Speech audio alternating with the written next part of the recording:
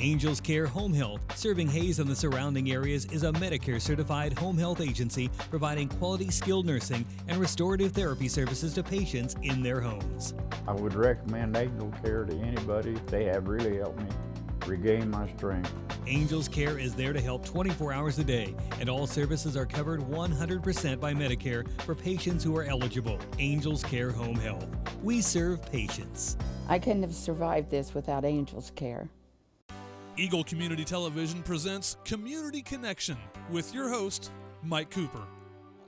We're at Custer Hall, second floor, visiting about the Center for Civic Leadership and something called the Red Flag Campaign. And our guests are Kaiti Dingus and Janna Wilkinson. They are with the Center for Civic Leadership and particularly the Women's Leadership Project. Let's start, if we could, with the veteran of the crew here, and that is Kaiti Dingus. Kaiti, explain, if you would, the Red Flag Campaign. The Red Flag Campaign is a public awareness campaign that draws attention to dating violence, sexual assault, and stalking on college campuses.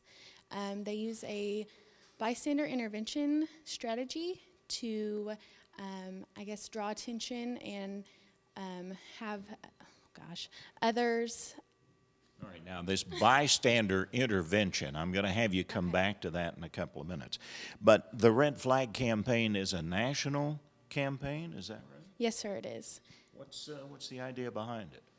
The idea behind it is to raise awareness and draw attention to and prevent sexual assaults, dating violence, and stalking on college campuses. So, Janna, it's kind of an education process as opposed to something that might be considered self-defense or anything like that, right? It's more of an education. Is that what you're after? Yes, but we also do different events to kind of help them to see the warning signs and what they can do to prevent it. You had one recently on campus, I believe, didn't you, where you had the big banner and posters and things? Yes, we did. And what kind of response are you getting to the Red Flag Campaign? We have some students that are active with it. Some responses that we're getting, they're just wanting to know more about what they can do about it, like how they can prevent it from on campus. Okay, now if you would, Kaiti, go back to this intervention process, if you would, and education, how that works together. So the intervention and education works together because it is asking students and community members, faculty, and staff to say something when they see a red flag in a relationship. It is important that the community members and students are positive and they're upstanders versus just being a bystander and letting it happen. So by educating students and community members about what to see and what to look for as violence in a relationship, they'll then be able to be like, that is not okay, I'm not comfortable with this happening, do you need help, can I help you, can I get you to help, that kind of thing. So, Janna, what Kaiti's saying is that part of the education that you're trying to do with the Red Flag Campaign is to make other members of the campus Fort Hays family aware of situations that should be called into question. Am I right on that? Yes, and it also builds up confidence in them as well. So. Okay. Confidence for students, faculty, and administrators, everybody basically in the family? Whoever sees like a red flag, and they can be like, oh, that's not right, and they'll know what to do. Okay. So that's just anyone in the community, on campus, just whoever can see a red flag in any dating relationship. And that's part of the education process. Correct, okay. Yes. Well, in the form of education then, Kaiti, what kinds of things are you trying to do in this education process? Well, we in the Women's Leadership Project are lucky enough to present to every freshman seminar class about the Red Flag Campaign and how to be an active bystander.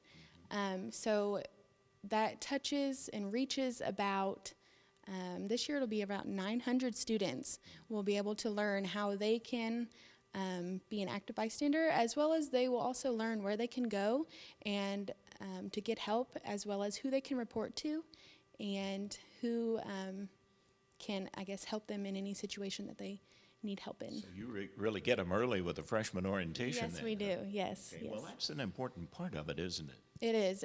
It's, I guess, early education and then continued education. So we also will host tables in the union. Students will be able to sign their own red flags. We have just little red flags that will stick in the grass, and they can write on there any red flags that they have seen or that they have been a part of. So we're educating freshmen as well as everybody else on campus, and the continued education is very important. And those little red flags are going to raise awareness to other members of the Fort Hays family, even though they may not be involved directly in the Women's Leadership Project. Yes, that is correct. So, any other plans ahead, Janna, that might be involving students, faculty, and the Fort Hays family? Well, we do put on a lot of events. We also promote events. We're doing a Times Talk in the library from 12 to 1, and it's just mostly talking about what the Red Flag campaign is. We're also doing, at the end, to wrap up everything, it's called an awareness walk, a Silent No More awareness walk. And to wrap everything up, and we sell t-shirts with the Red Flag campaign, and so they'll be wearing the shirts kind of to promote what they're doing. We're promoting, or we're helping promote The Masculine, which is a documentary about masculinity, just kind of about masculinity and society and what it's teaching us. And so we do put on different events. We also partner with different events that's kind of about sexual assault. So basically, it's a brainstorming session to continue the education process throughout the school year. Yes, correct. The Red Flag campaign itself is a national campaign. Just how much are we talking about here in the way of involvement, maybe nationally, maybe Fort Hays-wise? You had a pretty good turnout last year when this was underway, didn't you? Yes, correct. Last year we touched and reached on campus about 1,500 students, which is a huge number. We're very proud of that. Nationally, this is a huge campaign. It started in Virginia at 10 college universities, and it has spread all across the United States, and a lot of different campuses use this to bring awareness to the issues. How long has Fort Hays been involved in it, Katie? This is our 6th year hosting the Red Flag campaign. So really, Fort Hays and the entire organization, particularly the Women's Leadership Project, is kind of a veteran at this, aren't they? I would say probably. All right, let's talk to the rookie for just a minute. Janna, what got you involved in this campaign? I started this summer, actually, and I've been taking courses on campus about women's issues, and I could just see the difference in gender, and I just wanted to see all the problems that women are faced, not in leadership and also in society. And so I just want to be a student on campus that can help women to see those issues and kind of help them through their life. So. The Women's Leadership Project is so involving, I think, at Fort Hays State. We've talked to Christy Brungart, Kurt Brungart, of course, who have kind of headed up the team of many different issues that women face, not only on campus, but in daily life, basically, and to really expand on the awareness of other people, not only women, but men as well. Yes, we are not only towards our mission of this Red Flag campaign, it's not only just to help women, but also men they're sexually assaulted as well. And so we're not just putting all our topics onto women, it's also with men as well.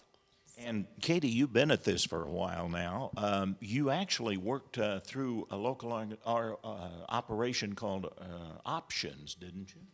Well, this semester I am doing a community partnership with another leadership class with Options, and we are just raising awareness that Options is a shelter for domestic violence, and we want to help raise donations, raise money, just to focus on that, because this doesn't just happen on college campuses, it happens within communities and everywhere. And I think probably the awareness of communities is very important as well, because outside the Fort Hays family, there are situations that much can mimic what goes on campus. Yes, I agree. I actually have some statistics, if that's okay. Sure. We have 1 in 3 first-year students are victims of sexual assault or dating violence. You need to say that again. I don't think that quite sunk in enough. 1 in 3 first-year students? Yes, sir. 1 in 3 students, first-year students, are victims of dating violence or sexual assault. And then also 60% of sexual assaults go unreported. So we know 1 in 3 are reported, but there's 60% that are still not. So that number might actually be larger. What's happening here? Janna, have you got any insight into why the numbers are so great? I mean, this is kind of startling to most of us. Yes, it is very startling. I would say most people don't really know what sexual assault really is and dating violence. They don't know what, like, just getting controlled, that is abuse. And so they don't really know the facts behind sexual assault. And so I think they're just unaware of what it is and how they can help themselves as well. So It can take on a lot of forms too, can't it? yes, it can. Like, it could be controlling, it can be texting, overwhelming their text messages, just little things like that in a relationship that most people don't really think. Like, most people think of sexual assault as just abuse, and it's emotional, mental, and controlling as well. So really it involves much more than just what we would normally think of as the physical situation. Can be emotional, can be something that involves just a relationship situation. Yes, it can be. What do women need to know? Is this a part of it, Christy, to stay safe? I guess women and men need to be aware that these issues are a reality, and that if they're educated, they will be able to help others in different situations. And so if you see something, say something, basically. Yes, sir. Tell me about information, and you're not really recruiting for the Red Flag campaign, but it's more of an information process. But if people want more information, where do they go? If you want more information, you can visit the redflagcampaign.org, as well as on the Center for Civic Leadership. The Women's Leadership has a tab, and we will provide information on there. We will also have information around campus all throughout the month of October, because October is Domestic Violence Awareness Month. So that's why the Red Flag campaign is focused in October. Also, anybody who wants to help out is more than welcome to help out. The more people we have to spread the word and spread education, the better. So anybody that wants to get involved is welcome to help us, and I guess everybody needs to be open to education and awareness on these issues. Kind of like Janna when she decided to sign on then. Exactly, yes.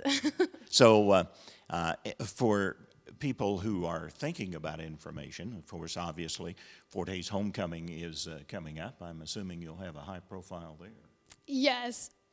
Yeah, we will. We don't actually go to Oktoberfest. We have in the past, but this year we're not going to go there and spread information. But yeah, there are a lot of people who will be in through the Red Flag campaign, then, you can go to the Center for Civic Leadership and the Women's Leadership Project to find out more, right, Katie? Yes, sir.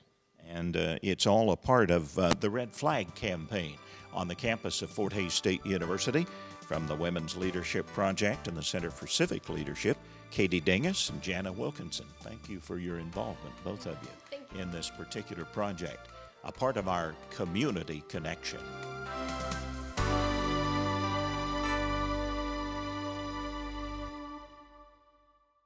Angels Care Home Health, serving Hays and the surrounding areas, is a Medicare-certified home health agency providing quality skilled nursing and restorative therapy services to patients in their homes.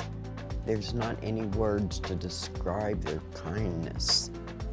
Angels Care is there to help 24 hours a day, and all services are covered 100% by Medicare for patients who are eligible. Angels Care Home Health. We serve patients. They saved my life.